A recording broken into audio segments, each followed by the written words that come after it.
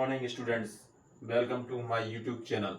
आज के इस वीडियो में हम आपको विभाज्यता के नियमों से परिचित कराएंगे।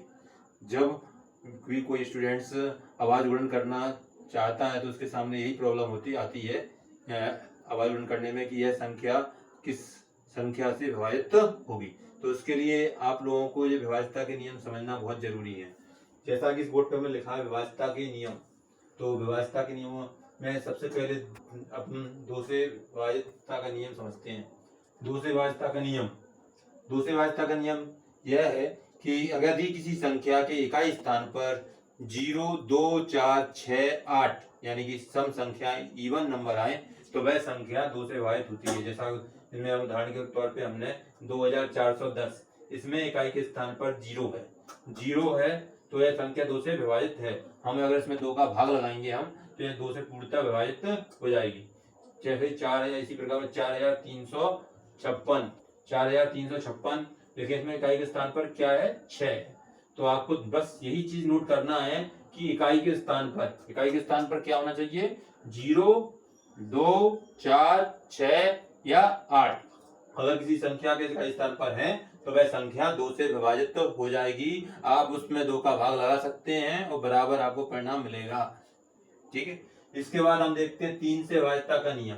3 से विभाज्यता का नियम में यह है यदि किसी संख्या के मतलब जितने अंकों की वह संख्या है उस संख्या के अंकों का योग किया जाए। जैसे इसमें 354 दिया है तो 4, 5, 9 और 3 12 क्या हुए 12 3 से विभाजित है। 3 के पहाड़े में 12 आते हैं तो वह संख्या 3 से विभाजित है। इसी प्रकार से हम देखते हैं 936 में 6, 3 और 9 इनके अंकों का हमने योग किया 6, 3, 9 और 9 18 3 से विभाजित है, इसलिए यह संख्या 3 से विभाजित है।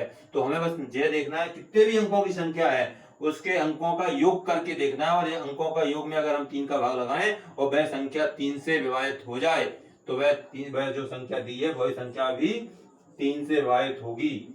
ठीक है, यानी कि किसी संख्या के अंकों का योग 3 से अगर विभाजित है तो वह संख्या 3 से विभाजित है। इसके बाद हम 4 से विभाज्यता का नियम देखते हैं। 4 से विभाज्यता का नियम में क्या है, उदाहरण के तौर पर 4612 इकाई के स्थान पर बड़ी संख्या देखना है।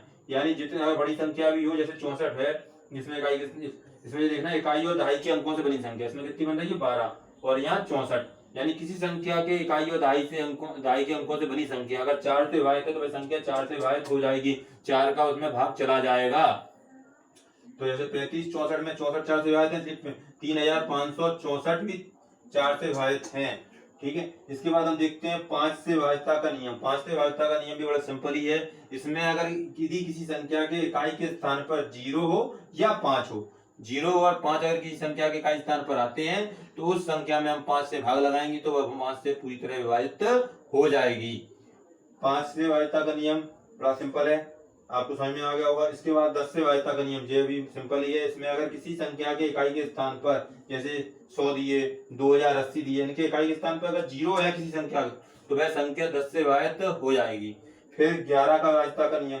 11 से विभाज्यता का नियम भी बड़ा सिंपल है, कोई कठिन नहीं है। हमें बस ध्यान करना है, इसमें पीछे से गिनते हैं जो सम और विषम अंक स्थान देखना है। तो पीछे से आप गिन लो 1, 2, 3, जैसा कि हमें पता है 1 विषम संख्या है और 3 विषम संख्या है। तो जो 1 वाला स्थान है और 3 वाला स्थान यानी विषम संख्या के अंकों का योग करो, विषम स्थान पर स्थित अंकों का योग, तो 8 और 3 कितने हो गए 11।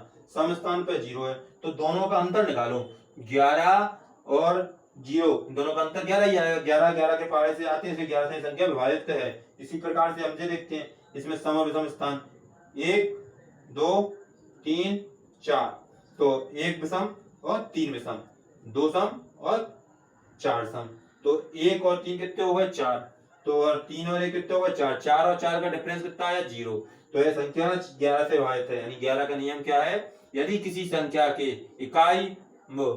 संख्या सम और विषम स्थान पर स्थित अंकों का योग का अंतर अगर 11 से विभाजित है या 0 है तो वह संख्या 11 से विभाजित होती है। धन्यवाद।